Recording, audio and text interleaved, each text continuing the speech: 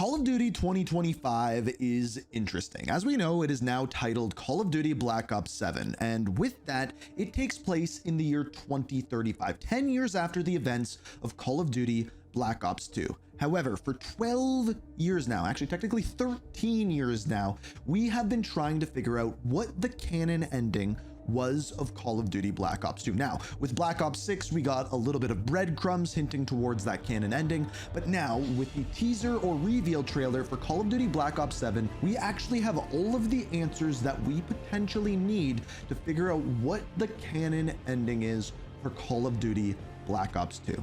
This is an answer that has been 13 years in the making, and today, as of this video, I fully have an answer for you. So without further ado, let's dive in to what the real canon ending is of Call of Duty Black Ops 2.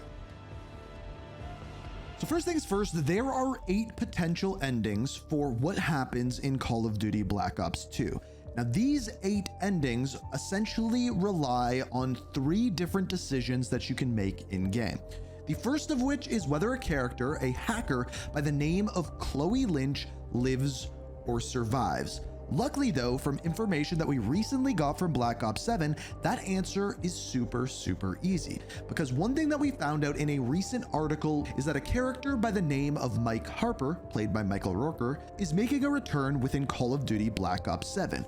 But if he is returning and indeed alive within Call of Duty Black Ops 7, that gives us one of the answers for the Black Ops 2 ending. Because you see, in the decision whether or not Harper lives or dies, if Harper lives, the character that dies in his place is Fareed, kind of the inside man within Raul Menendez's group. So in other words, if Harper lives, this is what happens. Show your loyalty by following my orders, buddy. Do it! Do the job. Now, buddy! Do it, man!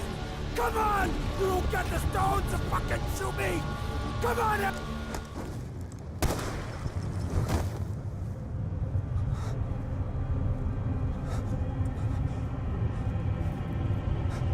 You betrayed us, Fareed. And for what?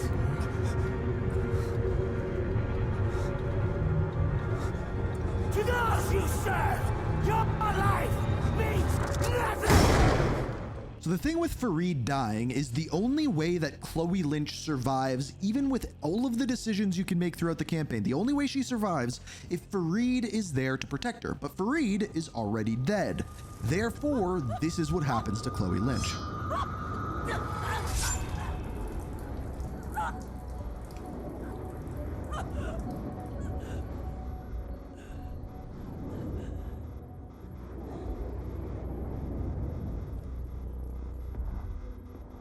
So with the death of Chloe, aka Karma, this means that she is no longer there to stop Raul Menendez's cyber attack. So Menendez's Celerium worm is able to get out, and when it does, it basically takes over everything. All of the American satellites, the waterworks around the world, and all of the drones for all of the militaries everywhere. With Karma unable to stop that, that actually happens, essentially plunging the world into darkness. And this can actually be seen within the Black Ops 3 intro. They show in black and white all of these things and all of these bad things that have happened around the world.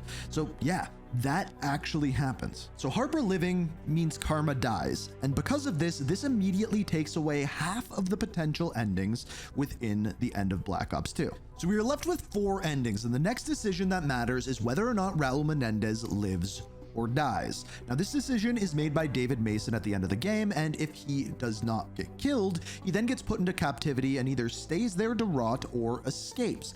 Now, based off of what we see within the Black Ops 7 trailer, it appears as though Raul Menendez is back, meaning he survives, right?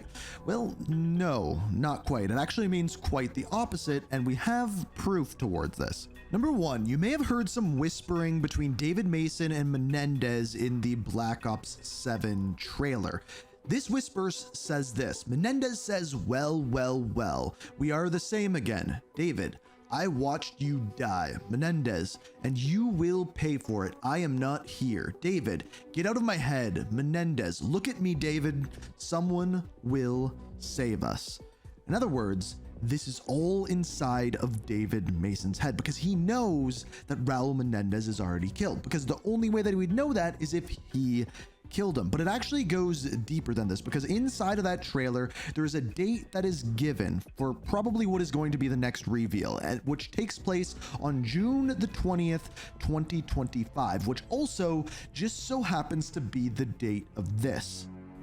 This video is triggered to play upon my assassination. Cordestier, you know how to proceed. My death will shine light upon ubiquitous darkness.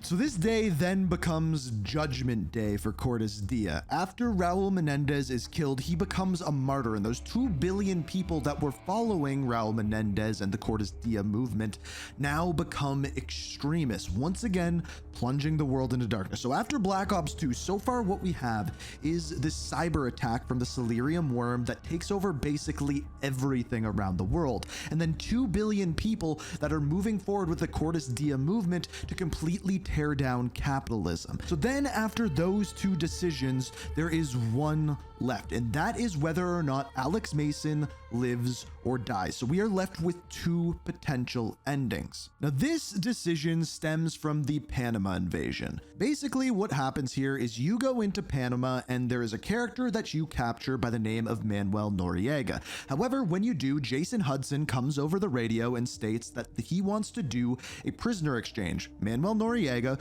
for another mystery prisoner.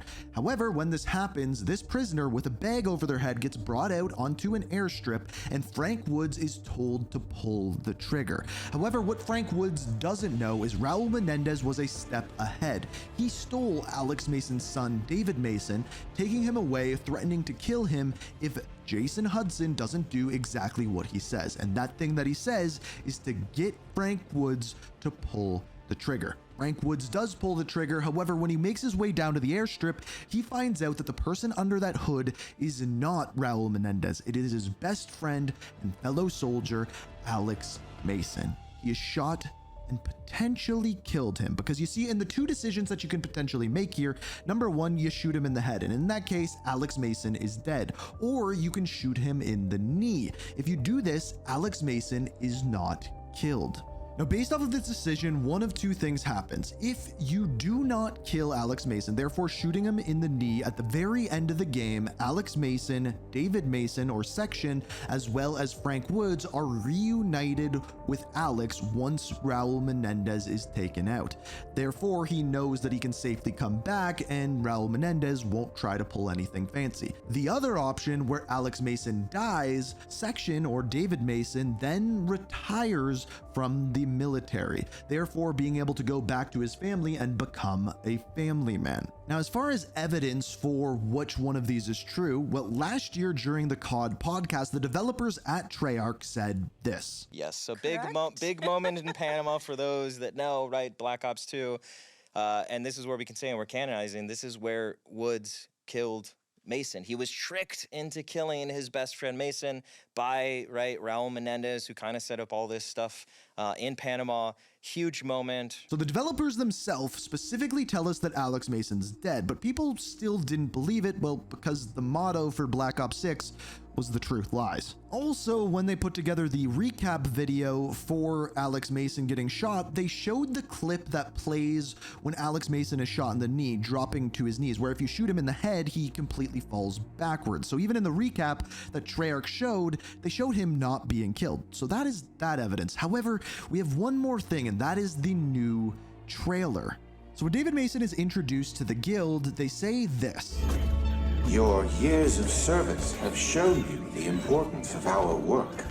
Your years of service have shown you the importance of our work, which if he was still in active military, I think they would have just said, your service has shown you the importance of our work. Not to mention, this version of David Mason looks much skinnier, as if he hasn't been working out or doing the job, as well as the gear that he is wearing. He's not wearing any tactical gear, even though his jacket is very similar to what he wore in Black Ops 2. The rest very much so looks more like civilian clothing than someone who is currently a part of the military.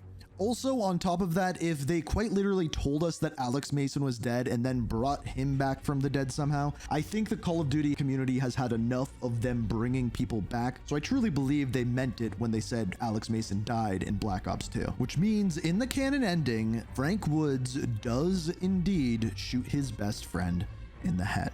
Now, just one other little side thing, the Strike Force missions. This does change up one thing in the ending.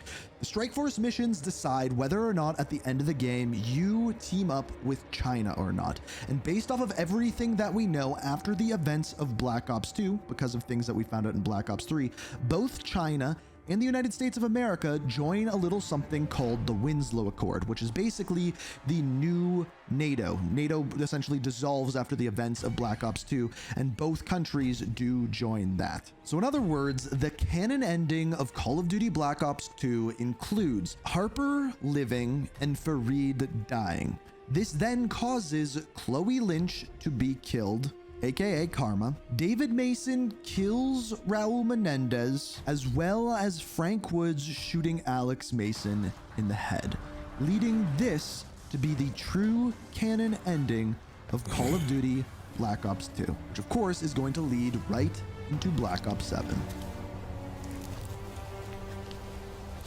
I get it now. He loved you, kid. I know. This is the price we pay for what we do.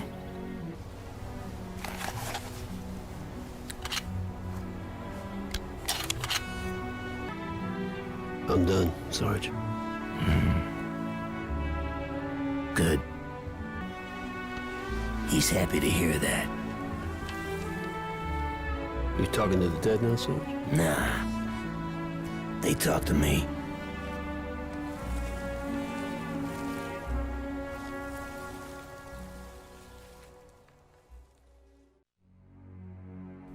This video is triggered to play upon my assassination.